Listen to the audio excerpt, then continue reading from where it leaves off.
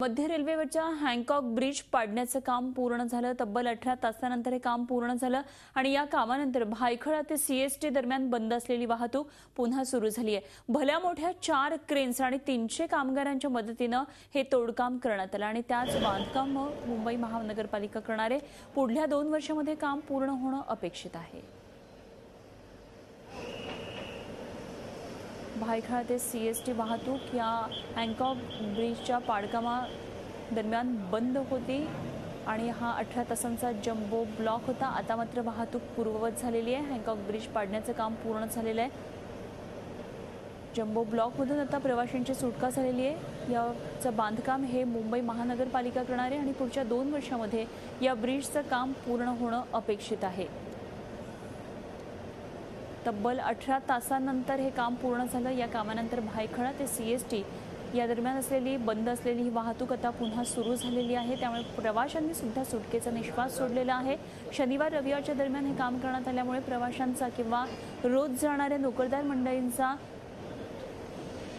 मंडळींना फारशी समस्या झाली नसली तरी मात्र उद्यापासून ही रेल्वे व्यवस्था सुरू होणार का अशा प्रकारचे काही प्रश्न होते। मात्र आता हे पाडकाम जे आहे ब्रिजचं ते पूर्ण झालेलं आहे आणि या संदर्भात आणखी सविस्तर माहिती जाणून घेऊया। आमचे प्रतिनिधी देवेंद्र कोल्हटकर सध्या आपल्या बरोबर आहेत। देवेंद्र, कशा प्रकारे हँकॉक ब्रिज पाडण्याचं काम पूर्ण झालेलं आहे? प्रवाशांनी निश्चित आता सुटकेचा निश्वास सोडला असणार आहे। काय नेमकं आता सध्याची अपडेट आहे? नक्कीच अनुपमा, काल मध्यरात्रीपासून हँकॉक ब्रिजचं पाडण्याचं काम जे आहे ते सुरू झालेलं आहे। आज संबंध दिवसभर जे आहे हे काम सुरू होतं आणि आता काही वेळापूर्वीच हे काम जे आहे ते पूर्ण झालेलं आहे। शिवाय रेल्वे सेवा देखील सुरू झालेली आहे। जुना ब्रिज होता, शिवाय हा ब्रिज पाडण्याची आणि वेळेत पाडण्याची कसोटी जी आहे ती रेल्वे प्रशासनासमोर होती।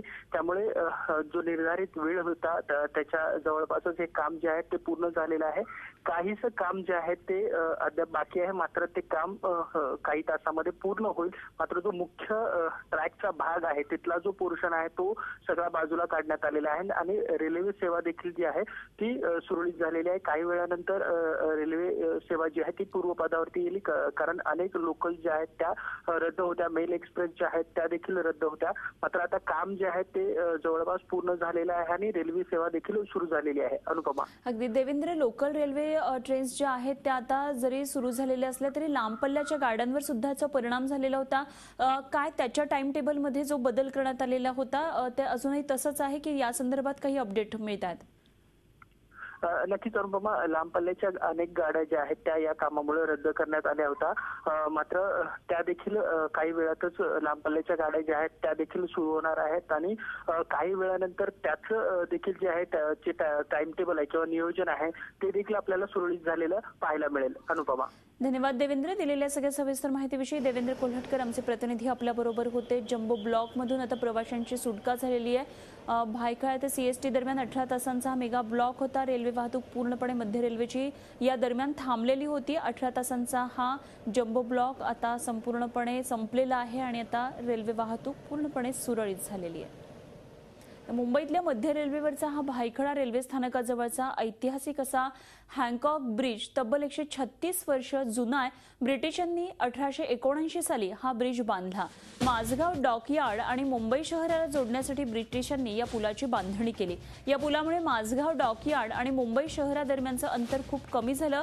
1877-78 या काळामध्ये बृहन्मुंबई महापालिकेचे अध्यक्षपद भूषवलेले कर्नल H.F. हँकॉक यांच्या नावावरून या पुलाचं नामकरण हँकॉक ब्रिज असं करण्यात आलं। दरम्यान 1923 मध्ये या पुलाची पुनर्बांधणी करण्यात आली। काळाच्या ओघात रेल्वे लोहमार्गाची उंची जमिनीपासून वाढत होती, त्यामुळे रेल्वे वाहतुकीला या ब्रिजचा अडथळा होत होता। परिणामी लोकलच्या वेगावर सुद्धा मर्यादा येत होत्या। तसंच ब्रिजची उंची कमी असल्यामुळे रेल्वे ट्रॅकची उंची वाढवता येत नव्हती आणि त्यामुळे या भागामध्ये पावसाळ्यात मोठ्या प्रमाणात पाणी साठून रेल्वेचा खोळंबा होत होता आणि म्हणूनच हा पूल पाडण्याचा निर्णय रेल्वे प्रशासनाने घेतला। झी 24 तास रहा एक पाऊल पुढे।